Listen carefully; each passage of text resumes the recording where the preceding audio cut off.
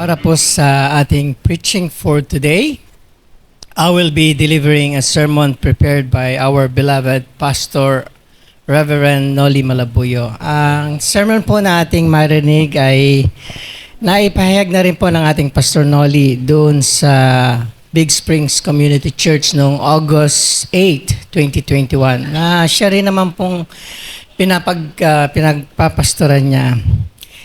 Ito pong sermon na ating mapapakinggan ay ika-7th part ng ating teaching series na ating pagbubulayan o pagbubulay-bulayan mula po dun sa Book of Romans na binubuo po ng 21-part sermon series. It's been a series break na naganap sa atin dahil medyo matagal-tagal na rin po at nabalikan po natin itong Romans Sermon Series. I think yung huling series po na ating pong napag-aralan ay nung Lord's Day 46 pa. Kung inyo pong matatandaan ay pinag-aralan natin yung Romans chapter 3 verse 1 to 20. At ito po yung kasunod nating pag-aaralan. Last time ay may tema po tayong pinag-aralan, God is faithful, but all are unfaithful. Pero bago po tayo magsimula sa ating pag-aaral ang salita ng Diyos, let us come to the Lord in prayer para sa tulong po ng ating Diyos. Let us pray. O Lord, you have given us your word for a light to shine upon our path. Father, grant us to meditate on that word and to follow its teachings that we may find in it the light that shines more and more until the perfect day of Christ. Lord, let the words of your mouth, or let the words of my mouth, and the meditation of all our hearts be pleasing in your sight, O Lord. All this we pray, merciful Father, in the name of our Lord Jesus Christ. Amen. Muli po, magandang umaga sa inyong lahat, mga minamahal kong kapatid sa CCRC. Good morning. Good morning and Happy New Year. Afternoon na pala. And Happy Lord's Day. Happy first Lord's Day ng taong 2025. At unang linggo po ng taong 2025, ang ating pong pag-aaral ng banal na salita ng Diyos. Si Thomas Jefferson, kilala niyo po ba siya? O familiar po ba kayo sa katauhan ni Thomas Jefferson? Marahil sa mga ibang tao ay kilala niyo po sila o familiar kayo. Lalo-lalo na yung mga oldies. Pero mag-google niyo naman po si Thomas Jefferson. At si Thomas Jefferson was an American statesman.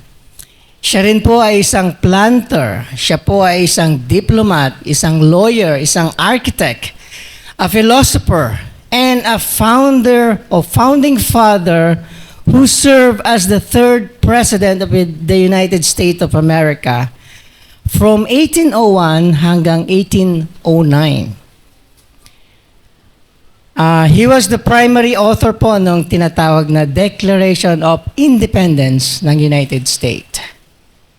Pero bago po siya naging presidente ng Amerika noong 1781, he wrote, and I quote, "And can the liberties of a nation be thought secure when we have removed their only firm basis, a conviction in the minds of people that these liberties are the gifts of God, that they are not to be violated by with it his wrath. Indeed, I tremble for my countrymen. I reflect that God is just, that his justice cannot sleep forever." End quote. Dito po sa sinabi ni Thomas Jefferson, makikita po natin yung buhay at salita niya ay sumasalamin o nagre-reflect sa kanyang conflicting o salungat sa mga moralidad na meron siya. He knew that slavery is wrong and must end. But he did not know how to end it. Dahil siya mismo ay nagmamay-ari ng halos 200 alipin o mga slaves. However, makikita natin dito within his words, he believed that God is just, and if we violated his justice and morality, we are in big trouble. Hindi lamang malaking problema, we face God's wrath. Kahit na si Thomas Jefferson ay hindi isang tunay na Kristiyano, siya ay isang deist lamang, siya ay isang mananampalataya ng isang supreme being. He was right in his statement. Kung kaya nga, our text today says that God is not only gracious and merciful, sa halip, siya rin ay isang makatarungan at matuwid at nangangasiwa ng katarungan at katwiran sa mundong ito mula sa nakaraan, sa ating kasalukuyan, at sa ating pong hinaharap. Kung ating pagbubulay-bulayan ang sitwasyon ng ating mundo, in particular po sa ating bansa, hindi ba tayo nanginginig sa kasamaan ng ating bansa? Tulad ng naramdaman din ni Thomas Jefferson para sa kanyang bayan. He trembled. Kung ang mga text na ating pag-aaralan nga ay nagsimula dun sa words na, but now, dun sa verse 21 of Romans chapter 3 na kaninang binasa ni Elder Gani, dito, si Pablo po is going back dun sa kanyang previous verse na tinalakay na last time na pinag-aralan din natin. Nung verse 20, sabi niya po doon, for by works of the law, no human being will be justified in his sight. No Jew will be justified or saved from God's wrath by obedience to the law of Moses. And no Gentiles will be justified by doing good works according to their conscience. Dahil ang salvation po mula sa kasalanan and God's wrath is only through faith alone in Christ alone, who died as a substitute for our sinners. Kung titingnan po natin, in the old covenant with his people, the Jew, God provided yung law so that they will know that they are sinners before a holy God. Ganun pa man, the means of salvation for them was not the obedience to the law, but through faith in the promised Messiah, the anointed Son of God. Samantalang, doon naman po sa New Covenant, salvation is still through faith alone in Jesus, who revealed himself to the world as the only true Messiah. 2,000 taon na po ang nakakaraan. Kung kaya nga po sa umagang ito, we will be studying this question and few other questions in our meditation today na may temang God, the Just and Justifier. At may 3 sub-point po ito. Una pong pagbubulay-bulayan natin is God is just and righteous.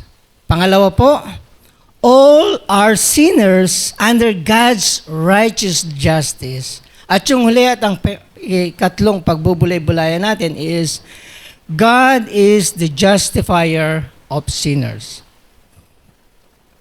So, sa unang puntos po ng ating pag-aaral, God is just and righteous. Sa ating naunang aralin, we've learned that the verse that turned the life of the Protestant reformer Martin Luther, doon po sa Romans chapter 1 verse 17, kung matatandaan niyo pa po yun, ng mga unang pag-aaral natin ng series. Sabi po doon sa verse na yon, for in it, yung gospel po, the righteousness of God is revealed from faith for faith, as it is written, the righteous shall live by faith. At yung statement pong iyon na inulit ni Paul dito sa verse 21 na binasa natin sa chapter 3, But now, the righteousness of God has been manifested apart from the law. Ngunit ano nga po bang tinutukoy dito ni Pablo sa salitang the righteousness of God? Initially po, maaaring maisip natin na ang isa sa pinaka-perfectong katangian ng Diyos or one of the perfect attributes of God, such as yung all-knowing, all-powerful, all-loving, perfectly righteous, God is perfectly holy, God is perfectly just. Ang ating Panginoon ay hindi lamang 99% all-knowing o 99% all-powerful, 99% all-loving, righteous, holy, and just. He is 100% in all of His attributes. Siya ay perfecto sa lahat ng kanyang katangian po. Kung kaya nga yung God's righteousness is not only in His perfect attributes. Hindi lang po yun. He is also righteous in His judgment. Doon po sa huling lesson natin pinag-aralan yung part 6 po. Last Lord's Day 46. Na ang sermon series natin na we mentioned na si King David ay nag-confess at nag-repent ng kanyang kasalanan dun sa Psalms 51. Knowing that God will forgive him according to His justice and righteousness. Sabi niya dun sa verse 4, Psalms 51, He says, against you, only you, have I sinned and done what is evil in your sight, so that you may be justified in your words and blameless in your judgment. At pagkatapos po nun, na pinatawad siya ng Diyos, He vowed, o He made a vows, dun po sa verse 14, sinabi niya, I will sing aloud of your righteousness, even if parusahan man siya ng Diyos sa kanyang kasalanan. Kaya si Apostol Pablo, kadalasan, when he speak of Judgment Day, as the day when God will sit on His throne in His heavenly court room, judging everyone, whoever live dito sa mundo pong ito, in His justice at kanyang righteousness, He will not acquit sinners who rejected the salvation that our Lord Jesus Christ has accomplished for them. Ngunit, kapag ang isang Kristiyano o isang mananampalataya, a believer, ay tumayo sa harap ng Diyos, He will say to them, you are fully absorbed of all your sins. How does God come to this not guilty verdict sa isang makasalanan? How? Ito'y dahil lamang kay Kristo Jesus na ating Panginoon, because He was fully and perfectly accomplished all the commandments of God for His people who always come short of God's commandments, doon sa kanyang perfect holiness. Ito ang sinabi ni Paul sa verse 22 ng Romans chapter 3. The righteousness of God through faith in Jesus Christ for all who believe. Kung matatandaan po natin ang mga Jews na laging naniniwala that they were the chosen people, even after Jesus came to save all who believes in Him, Hudyo ka man o Hintil. Kaya nga, Paul argues against this false assurance ng mga Hudyo. Sinabi ni Paul in the same verse 22b ng Romans chapter 3. Ano po ang sinabi niya doon? There is no distinction. All who believe in Christ will be saved. All who reject Christ will suffer God's wrath. Ito ang katagang no distinction na sinabi ni Paul. Applies both sa mga Hudyo at sa mga Hintil na kagaya po natin. To both men and women. To both rich and poor. Hari ka man o alipin ka man. Kung ating tunay pong pagbubulay-bulayan, God's justice applies to everyone.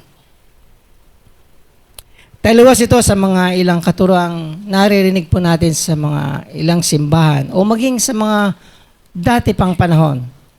That salvation for the Jews and all others doon po sa Old Testament was not based on the obedience of the law of Moses. Dahil ang salvation noon pa man at ngayon is grounded in true faith in God and His Son, Jesus Christ. Kaya nga na-quote ni Paul yung sinabi ni Prophet Habakkuk doon sa Habakkuk chapter 2 verse 4 at sinabi po niya doon, the righteous shall live by faith. At gayon din doon sa Romans chapter 4 verse 3, Paul quotes Moses doon sa Genesis chapter 15 verse 6, Abraham believed God and it was counted to him as righteousness. Sa makatuwid po yung sinasabi ni Paul in Romans chapter 3 verse 21 na, but now the righteousness of God has been manifested apart from the law, although the law and the prophets bear witness to it. Ano po yung kanilang nai-bear witness? The righteousness of God in saving all who believe in Him and His Son. Habang hinahatulan naman na Diyos ang sino mang magre-reject sa Kanya at sa Kanya pong bugtong na anak. Tandaan po natin, this is the only distinction that matters, whether one believes or not. Dahil sa araw ng paghukom or on the judgment day, there are only two kinds of people, the sheep and the goat. The sheep are judged not guilty and welcome doon po sa kalangitan. At sa kabilang banda naman po, the goat are condemned and sent into hell forever. Mababasa po natin yan sa gospel account ni Matthew chapter 25, verse 31 to 46. Kung kaya nga, naihag ang katwiran ng Diyos apart from the law. Ano pong ibig sabihin dito ni Pablo sa katagang nasabi niya sa Romans chapter 3 verse 1, apart from the law? He was referring to the law of Moses, the first book o the first 5 books ng Old Testament, na kung saan God's righteousness and justice in saving sinners are not grounded in obedience to God's law or in doing good works. Doon sa last sermon series natin, I mentioned that the prophet Isaiah said that without faith, man's good works are polluted garments in the sight of God. Isaiah 64 verse 6. At ganyan din yung writers ng Hebrew also says the same thing in Hebrews chapter 11 verse 6. Sabi po doon, without faith, it is impossible to please God. At kung kaya ito rin ang kapareho o katulad na itinuturo ni Pablo, kagaya ng mga sinabi niya dun sa Ephesians chapter 2 verse 8 to 9. Ano po yung sabi niya dito? And I know you probably memorized this. Sabi po niya doon, for by grace you have been saved through faith. And this is not your own doing. It is the gift of God, not a result of works, so that no one may boast. Sino po itong nag-save through faith? Kagaya ng title ng ating sermon, God, the Just and Justifier. Our salvation is not a result of works. Rather, our good works are the fruit of our salvation, the fruit of being indwelt by the Holy Spirit who give us faith sa ating pong Panginoong Jesucristo. Galatians 5 o Galatians 3 verse 22 to 25. Bagamat alam natin ang Panginoon ay righteous and merciful, pero He is also just, katulad ng sinabi sa Exodus chapter 34 verse 7, forgiving iniquity and transgression and sin, but who will by no means clear the guilty.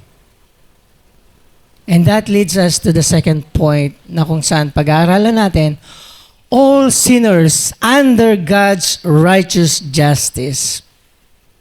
Ito po in complete opposition to God's righteousness and justice. Sinabi ni Paul in verse 23 ng Romans chapter 3, for all have sinned and come short of God's glory or glory of God.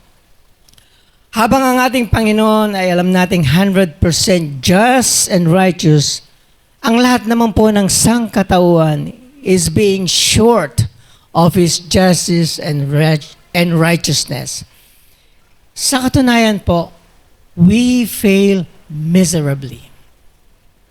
We often hear yung mga Kristiyano says that because a person is basically good, ang Panginoon ay binigyan sila ng failing grades ng 50% o 60%. And the passing grade is 70. No. Ang katotohanan, binigyan tayo ng Panginoon zero grade. Not even 50%, not even 60%. We get a zero. Pero, even if God give us 99%, we still fail in His courtroom. Dahil ang ating good works are overwhelmed by our sins. We may be basically good, yes, in the eyes of others or in the eyes of people, but we failed sinners sa harapan po ng mata ng ating Panginoon. As we are, o tayo bilang kung sino tayo at ano po tayo, we will never reach the glory of God in this life. Never. God required 100% great or perfect. Not even when we were saved now. Not in this life. Ano naman po yung the glory of God na sinasabi ni Pablo? Does this mean that when we attain God's glory, we will be like little gods? Gaya ng mga itinuturo ng mga ilang tele-evangelists o ng mga ilang kulto. The answer is no. Emphatically no. We will never be little gods. Sabi po dun sa Romans chapter 8, verse 18, and we read, for I consider that the suffering of this present time are not worthy comparing with the glory that is to be revealed.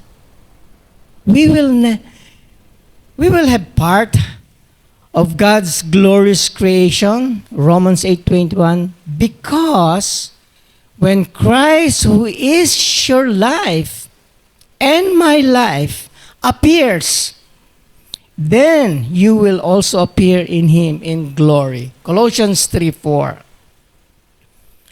Ma-attain po natin yung glory na sinasabi po doon ng Panginoon. Only after our Lord Jesus Christ returned from heaven and give us perfect resurrected bodies. Kagaya ng sinabi ni Paul doon po sa 1 Corinthians chapter 15 verse 43, that the Christian's resurrected body is sown in dishonor, it is raised in glory. It is sown in weakness, it is raised in power. We will then be perfectly fit to dwell in the new heaven and in the new earth, where we will never sin again, where we will not come short of God's required perfect righteousness. Paano po yun nangyari? Because He will give us Christ's perfect righteousness for eternity. Ulitin ko po, dahil ibibigay niya sa atin ang sakdal na katuwiran ni Kristo magpakailanman o magpakailan paman. At yan po ang ating pag-uusapan sa ikatlo at final point ng ating lesson. God is the justifier of sinners. Doon po sa ating text, kung inyo pong papansinin, sa Romans chapter 3 verse 21 to 31. Paul uses words righteousness. Pag in-inductive niyo po yun, 4 times na mention ni Paul yung word na righteousness. At yung salita namang just, o justify, o justification, 5 times ginamit ito ni Paul. Ang mga salita pong ito, ibig sabihin lamang itong mga katagang ito is very important. Mahalaga po siya dahil paulit-ulit na na-mention. Doon sa mga naunang point natin pong pinagbulay-bulayan na define na po natin yung righteousness of God. Natatandaan niyo pa po ba? What about naman po yung justification? Madalas natin maririnig itong salitang ito, and I believe familiar ang maraming tao. In relation especially on another theological word, yung salitang sanctification. Kung atin pong alamin, justification, doon po sa salitang Hebrew or in Greek, often used doon po sa forensic o yung mga legal situation sa courtroom. Kagaya ng nabasa natin kanina doon sa Exodus chapter 34 verse 7, that God does not clear or does not acquit the guilty. So yung mga ganong terminology. So yung justification is clearing or acquitting the guilty, a pronouncement of the defendant's not guilty verdict. Dahil sa kanyang heavenly courtroom, ang ating Panginoon is the judge. He is also the jury. He is also the executioner. Kaya itong doctrine of justification by faith alone in Christ alone is one of the core doctrines of the 16th century Protestant Reformation led by Martin Luther and Calvin. Ang salitang alone is so essential po sa ating pananampalataya. Dahil tayo ay naligtas by faith o hindi tayo naligtas by faith plus works, ngunit by faith alone. Walang ibang tagapagligtas at tagapamamagitan po except ang ating Panginoong si Kristo alone. At syempre, ang iba pang mga pangunahing doktrina kagaya ng Scripture alone, not Scripture plus tradition, ang mga katuruang ito ay ating pong pinaniniwalaan o sinusubscribe. Ito po ay sufficient para po sa isang Christian doctrine, Christian worship, and life of a Christian. At kung aalapin po natin ang di mabilang na mga tapat na mga reformers na nagbuwis ng kanilang buhay para lamang po sa mahalagang doktrinang ito ng isang pananampalatayang Kristiyano. Sa kasalukuyan nga po how many people who profess to be Christians even know what is justification? Some don't care.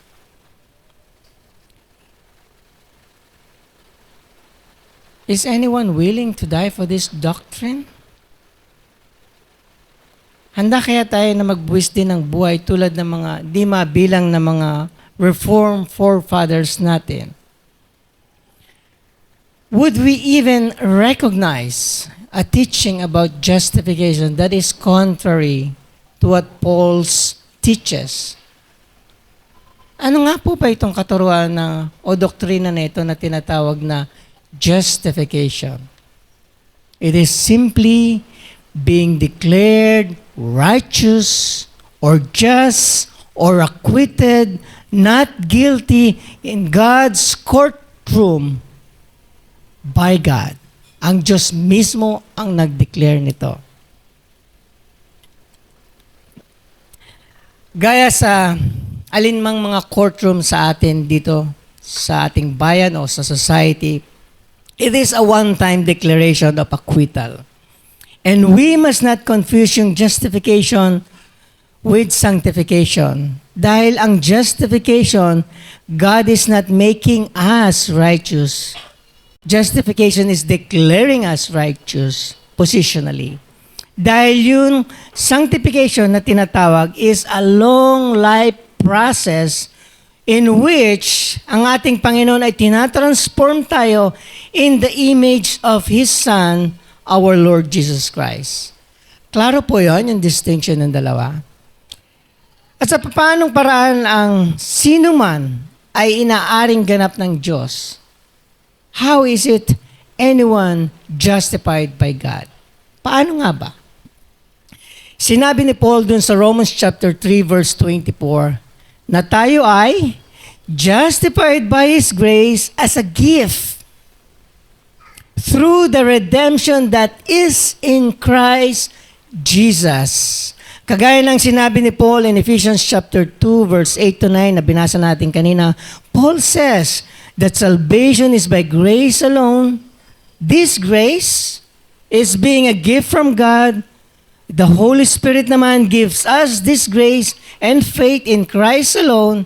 And this grace and faith are not a result or reward from God because sa ating mga mabubuting gawa. Faith is solely a gift from God.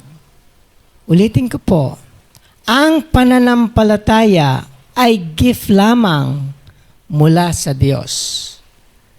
In our previous lesson, part 6 series, in verse 20, Romans chapter 3, Paul affirms, "For by works of the law, no human being will be justified in his sight." And later, Paul makes it clear dun sa kanyang mga epistles in Galatians chapter 2 verse 16. Sinabi niya na, "A person is not justified by works of the law, but through faith in Jesus Christ. So we also have believed in Christ Jesus in order to be justified by faith in Christ and not by works of the law, because by works of the law, no one will be justified." Kung ganun po, how then does Christ redeem us mula sa ating mga kasalanan? Doon sa verse 25 ng ating text sa Romans 3, sabi ni Paul, God put forward, ang ating Panginoong Jesucristo po ito, as a propitiation by His blood to be received by faith. Again, another big word, important theological word that most Christians don't even mind or even hear these days. Yung salitang propitiation, ano nga po ba ang ibig sabihin nito? To propitiate is to appease an offended person. Nung ang ating Panginoon sa Kristo ay kusang loob na inalay ang kanyang sarili sa krus, He appeased or satisfied God's righteous and just wrath on sinners who believes in Him. Gaya ng sinabi dun sa Hebrews chapter 9 verse 5 letter A, and it reads, "Above it were the cherubim of glory overshadowing mercy seat." Yung Greek word na propitiation is translated as mercy seat. Itong binabanggit po dito na mercy seat ito po yung tinatawag na golden covering of the ark of the covenant doon po sa templo. Samantalang itong ark naman of the covenant held yung tablet ng God's law. At sa tuwing ipinagdiriwang nila itong Day of Atonement, yung high priest ay nag-sprinkle ng blood ng bull doon po sa mercy seat. Ito ay mababasa natin doon sa Leviticus chapter 16 verse 4. Ang ibig pong sabihin that the mercy seat is a covering, a propitiation of the sins of God's people. Kagaya nung sinabi dun sa Psalms 32 verse 1 na binasa rin natin kanina, "Blessed is the one whose transgression is forgiven, whose sin is covered." At ganun din sa Psalms 85 verse 2, you forgave the iniquity of your people. You covered all their sins. So, in essence, the propitiation is the appeasement of God's holy wrath against our sins by covering our sins. And this is what Christ has did for us in His blood on the cross to satisfy God's eternal wrath on sinners like you and like me by covering our sins. At isinulat din po ito ni John the Beloved in the epistle of 1 John chapter 2 verse 2, kung familiar po kayo doon, na ang ating Panginoong Hesukristo is our advocate, our lawyer in God's heavenly courtroom. But not only that, hindi lamang po yun. Ang ating Panginoong Hesukristo is the propitiation for our sins. Siya mismo. Our lawyer, perhaps kung nakasubo kayo sa mga korte, does not merely stand by our son to defend us. He defended us by taking upon Himself the death sentence that God pronounced upon all sinners like you and me who have come short of His perfect requirement. Kaya nga, Paul alluded back o binanggit niya yung kaganapan dun sa Passover event na kung saan sinabi niya, this was to show God's righteousness because in His divine forbearance, He had passed over former sins. God's sentence of death passed over the house of Israel nung nakita niya yung mga dugo na marka doon sa lamb o sa doorpost ng mga pinto ng mga Israelite. At ang Passover lamb na po ito ay si Kristo mismo. Sinabi doon sa 1 Corinthians chapter 5 verse 7, at ang ating Panginoon waiting for His people na manumbalik sa Kanya through Christ. So, as we end, mga kapatid ko, sa pananampalataya kay Kristo dito sa ZZRC, kung kaya makikita natin din, even on verse 26, Paul concluded that God is not only just and righteous, but is the justifier of the one who has faith in Jesus. Ulitin ko po, the justifier of the one who has faith in Jesus. Ang ating Panginoong mismo satisfied His righteous wrath against sinners by sending His own Son to cover our sins by His blood. All our justification was accomplished by God through Christ. We have no part in any way in it. Kung kaya nga, sinabi din ni Paul sa mga Hudyo at maging sa ating pong lahat, doon po sa verse 27, ano po ang sabi niya doon? Then what becomes of our boasting? It is excluded. No one can boast that his good works contributed to his salvation. It is all of God and His Son, our Lord Jesus Christ. Amen. Samahan niyo po akong muling manalangin sa ating Panginoon as we close. Let us pray.